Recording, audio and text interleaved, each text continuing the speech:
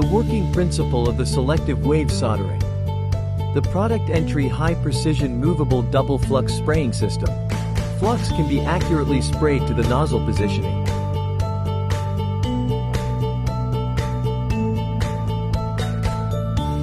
After the preheating stage,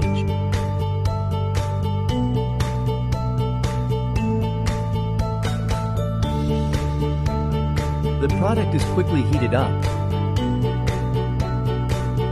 Finally, a double solder station equipped with equipment ring nitrogen protection system and liquid level alarm.